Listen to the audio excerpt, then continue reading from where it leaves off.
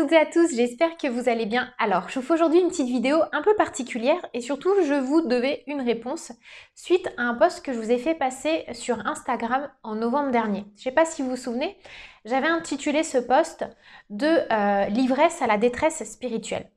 Dans ce post, je vous avais posé 3 questions essentielles. Donc la première, c'était qu'est-ce qui m'a amené à la spiritualité en fait? Qu'est-ce qui m'a amené à cet éveil spirituel? Ou à me poser des questions sans parler forcément d'éveil spirituel pour laisser un peu tomber les termes dogmatiques. Au-delà de ça, voilà, qu'est-ce qui m'a amené à des questionnements métaphysiques ou autres, hein, ou un certain éveil. Deuxièmement, qu'est-ce que cela vous a apporté et qu'est-ce que cela vous a enlevé? Ça, c'était une deuxième question assez cruciale. Et troisièmement, quel est le but, la quête ultime de cela?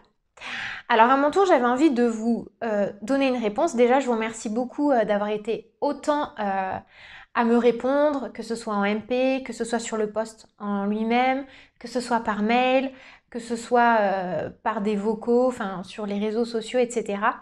J'ai vraiment pris le temps de noter toutes vos réponses, j'ai vraiment tout analysé.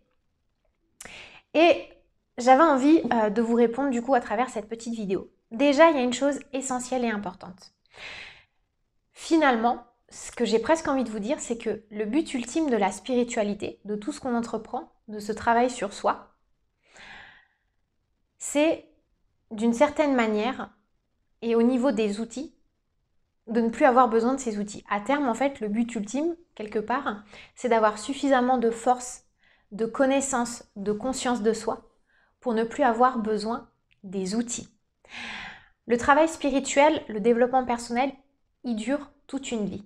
Derrière un pourquoi, il y a toujours un nouveau pourquoi. Et ça va être comme ça jusqu'à la fin de nos jours, quoi qu'il arrive, quoi qu'il advienne. On n'aura jamais toutes les réponses à nos questions. Il n'y a pas une seule réponse qui est valable.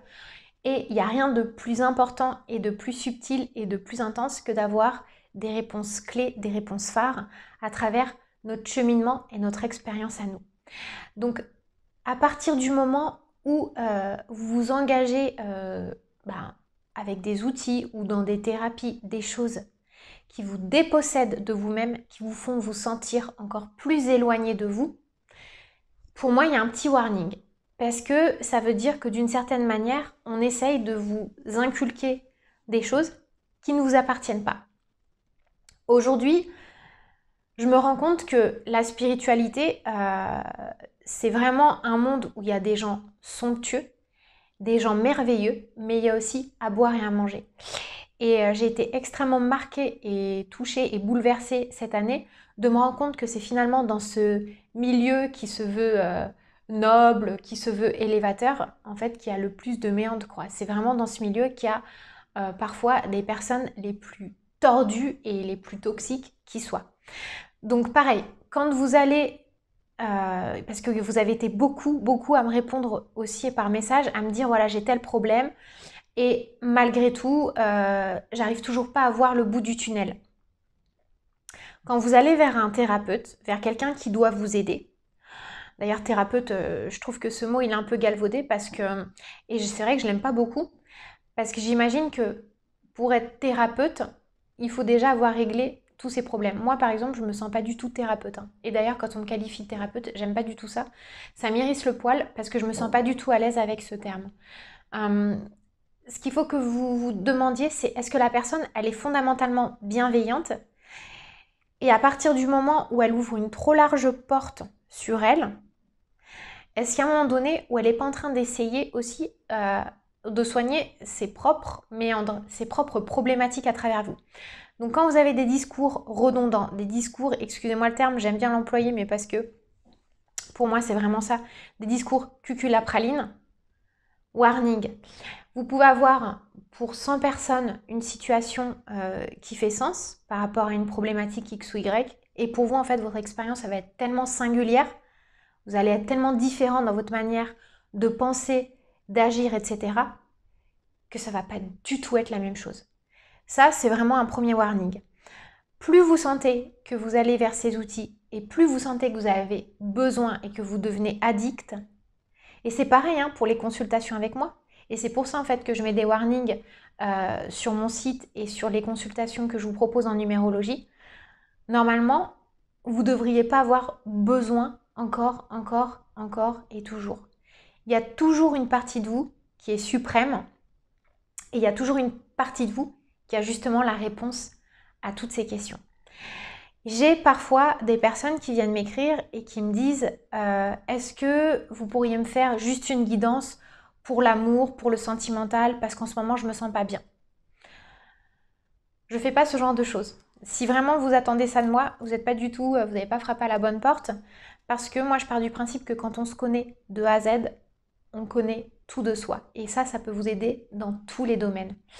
Quand, par exemple, vous tirez des oracles et que vous posez la même question tout le temps, toutes les semaines. Alors des fois, en fait, l'oracle, il va vous emboîter le pas. Il va vous faire un petit peu aussi ce jeu qui est le sien, de vous sortir toujours la même carte. Quand vous insistez sur un tirage, dites-vous bien que au fond de vous, vous avez la réponse et que vous avez envie d'avoir une autre réponse. Voyez? Et c'est ça les pièges de la spiritualité, c'est que ce sont des outils. En fait, la spiritualité, c'est un mode de vie, c'est une philosophie de vie, quoi. C'est vraiment un art de vivre. Et elle doit vous amener à une espèce de quiétude, de force intérieure, malgré l'adversité, malgré les difficultés. Mais quand vous êtes dans de la surconsommation par rapport à ces outils-là, déjà vous faites fausse route. Parce qu'il y a une partie de vous qui se met en résistance et qui justement s'éloigne vers ce qui pourrait être le plus avantageux, ce qui pourrait être le plus pertinent. Donc, prendre un outil, puis un autre, puis un autre, puis un autre, puis un autre, en fait, c'est quelque part vous enlever des opportunités d'aller vers un cheminement que vous connaissez déjà. C'est vous enlever des opportunités d'être au plus juste et d'être de plus en plus aligné par rapport à vos convictions. Et ça, c'est hyper important parce que finalement, le but ultime de la spiritualité, c'est de vous permettre de déployer votre plein champ d'action. Alors, il y en a certains d'entre vous qui vont me dire « Oui, mais en ce moment, je suis perdue, je me sens pas bien et j'ai besoin de ces choses-là. » À partir du moment où c'est temporaire, c'est OK. Mais si par contre, maintenant, vous commencez à prendre des décisions que en fonction d'un tirage de cartes, par exemple, que vous larguez quelqu'un alors que vous êtes en fait en face de la bonne personne, la vie elle va vous envoyer des signes, que vous commencez à chambouler tous vos plans sans avoir un plan B derrière. Pour moi, c'est une spiritualité déviante. Quand vous êtes sur le bon chemin, même si ça va pas, vous devez être au contact de cette force intérieure. Et ça, il n'y a personne qui peut vous les enlever. Que ce soit un numérologue, un astrologue, un cartomancien. Personne. Parce qu'il y a cet alignement qui se fait en bonne et due forme par rapport à vos convictions profondes. À partir du moment où vous êtes aligné avec ces convictions profondes, en fait, vous êtes dans votre vérité, oui, mais vous êtes surtout dans l'expérience de votre vie. Tous ces outils-là, ils sont sains et ils sont bons s'ils vous donnent l'opportunité de déployer les bonnes actions. Et déployer les bonnes actions au bon moment, c'est surtout être à l'écoute de vos sensations. Et il est là votre véritable ancrage. C'est pas en écoutant des méditations, des musiques, etc. Vous voyez, il y a des gens qui peuvent être profondément ancrés et qui vont être complètement à côté de la plaque avec les outils méditatifs ou les outils autres qui amènent à l'ancrage. L'ancrage, c'est vraiment la sensation d'être aligné entre ce qu'on reçoit de l'extérieur et ce qui percute à l'intérieur.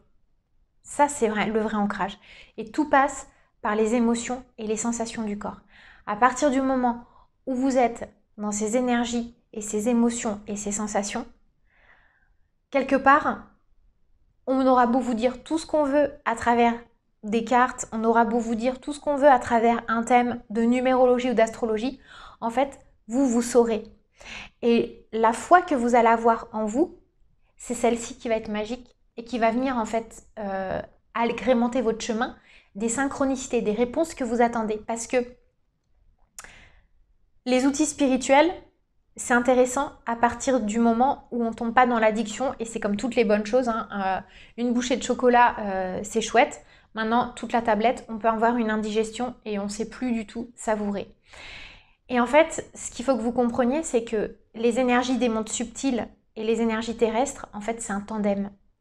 Et c'est un tandem gagnant, c'est-à-dire que vous déployez une action, la vie vous répond en retour. Et ça, vous ne saurez jamais si c'est clair et si c'est fiable pour vous, tant que vous n'aurez pas expérimenté. Quand je vous demandais qu'est-ce que ça m'a apporté, qu'est-ce que ça m'a enlevé, pour répondre à cette question. Donc il y en a plein qui m'ont dit, ça m'a apporté une sérénité, ça m'a apporté une connaissance.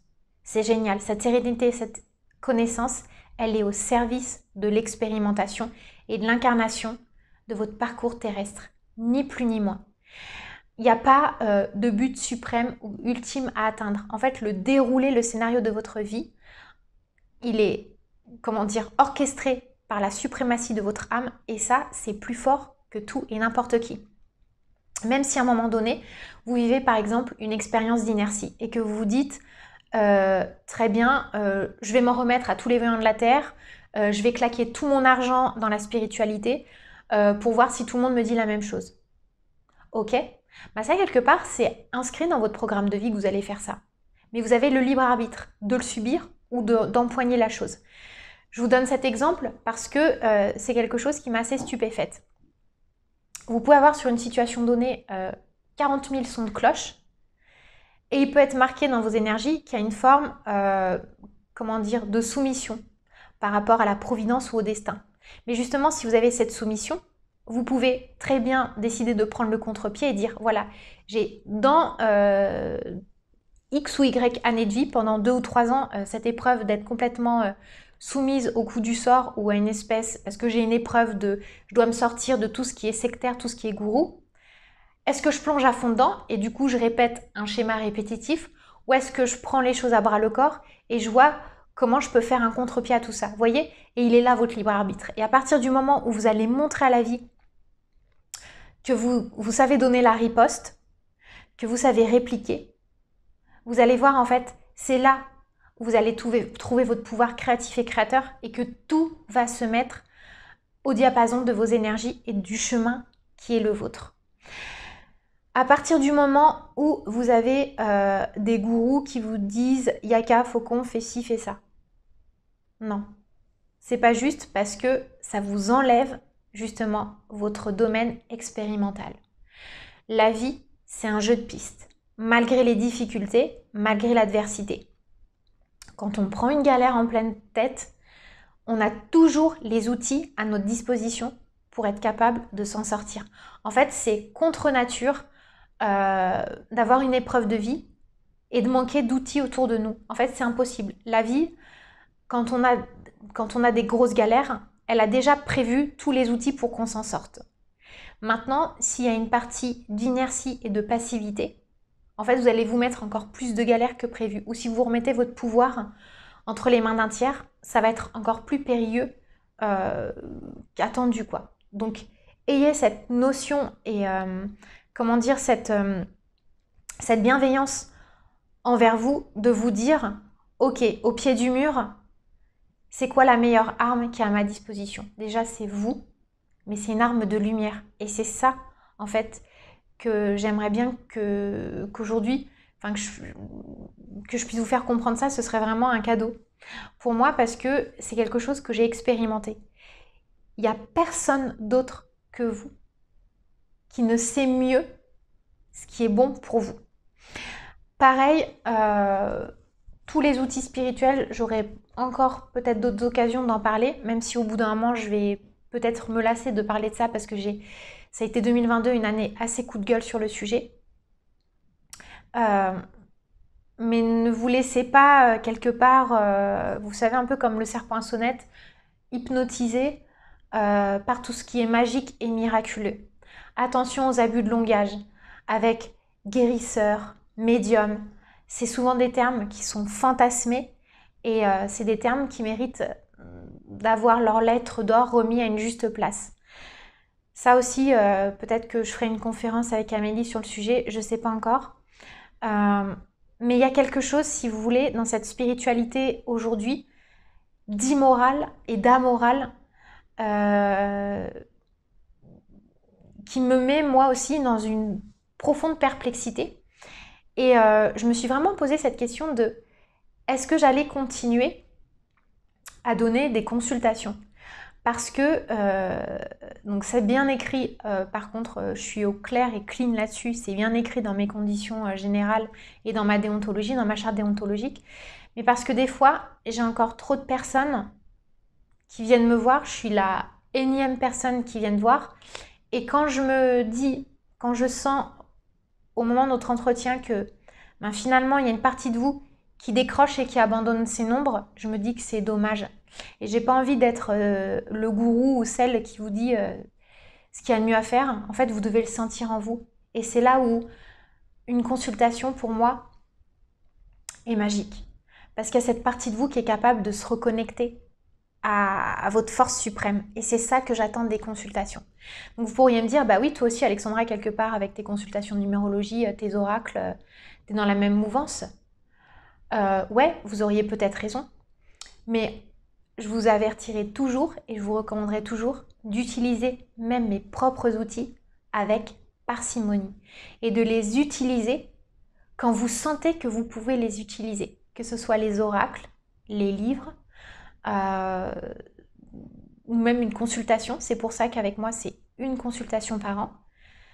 Parce que jamais ça doit vous déposséder de vous-même.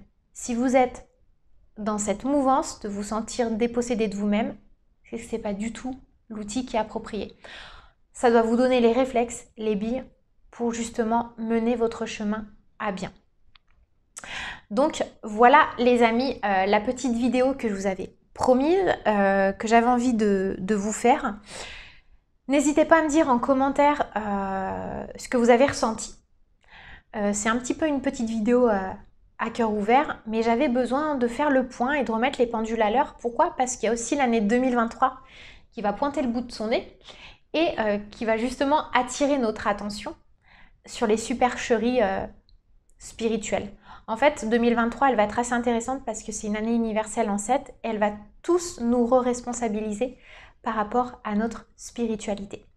Donc voilà, est-ce qu'on est dans une spiritualité engagée et engageante ou est-ce qu'on est dans une spiritualité cuculapraline qui nous mène dans des chemins de traverse et qui fait que quelque part on déconnecte de nous-mêmes et on ne se reconnaît plus. Je vous laisse méditer là-dessus. N'hésitez pas à me dire ce que vous avez envie de me dire. Moi, ça m'a fait du bien de partager ça avec vous.